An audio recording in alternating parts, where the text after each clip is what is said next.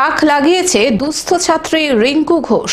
উচ্চ মাধ্যমিকে 93% নম্বর পেয়ে তাক লাগিয়ে দিয়েছে রিঙ্কু ঘোষ। বাবা টোটো চালক, থাকে 2 কামরার মাটির বাড়িতে।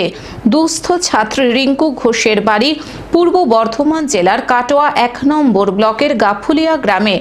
বিষয় যে মেয়ে যে আমার আরো ভালো পড়ুক, আমি চাই যে আমার মেয়ে একটা চাকরি বা পুলিশ অফিসার হতে চায়। আমার গরিবের ঘরে আমার হাত পা নিয়ে খুবই ফললে, আমি কোনো কাজকর্ম পারি না, টোটো চালিয়ে খাই আমি, ঠিক আছে। এবং আমার মেয়ে যেন আরও ভালো রেজাল্ট করতে পারে, আপনাদের বা অন্য কোনো যদি সহযোগিতা পাই আমি, তাহলে পরে আমার মেয়ে খুব আরও ভালো ইয়েতে উঠতে পারে। বাবা সৃষ্টিধর ঘোষ টোটো চালিয়ে সংসার চালান। নুন আনতে পান্তা ফুরোনোর মতো অবস্থা। মা শ্রাবণী ঘোষ গৃহবধূ।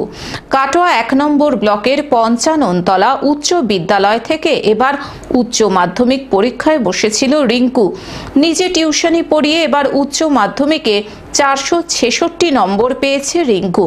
বাংলায় 86, ইংরেজিতে 90, এডুকেশনে 98, ভূগোলে 96, দর্শনে 96 ও সংস্কৃতে 86 নম্বর পেয়েছে সে।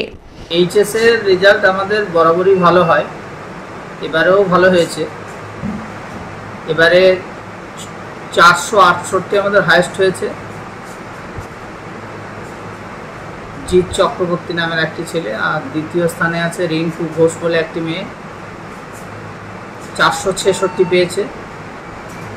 মেয়েটি খুব দুস্থ এবং ভীষণ মেধাবী, প্রচণ্ড স্ট্রাগলের মধ্য দিয়েও বড় হচ্ছে। 11-এ ভর্তির পরেই আমরা জানতে পারি যে ওর আর্থিক অবস্থা খুবই খারাপ। তো ওকে আমরা বলেছিলাম যে তোমার যদি পড়াশোনার কোনো অসুবিধা হয়, বইপত্র থেকে আরম্ভ করে সেগুলো সব স্কুল ব্যবস্থা করবে। কিন্তু মেয়েটি ভীষণ লাজুক স্বভাব, একটু চাপা, তার ফলে সবটা সে বলতে চায় না, নিজের লড়াই সে নিজেই করে।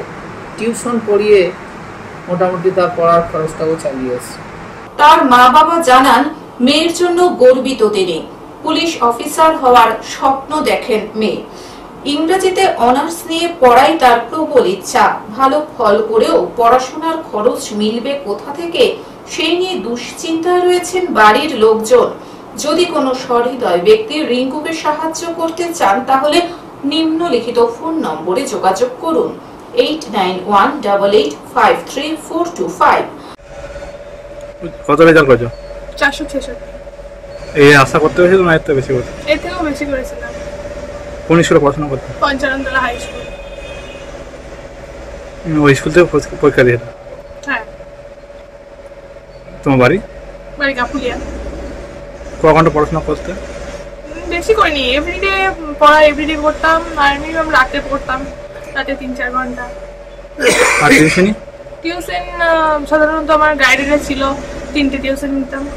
আর আদার্স কিছু করতে নেই?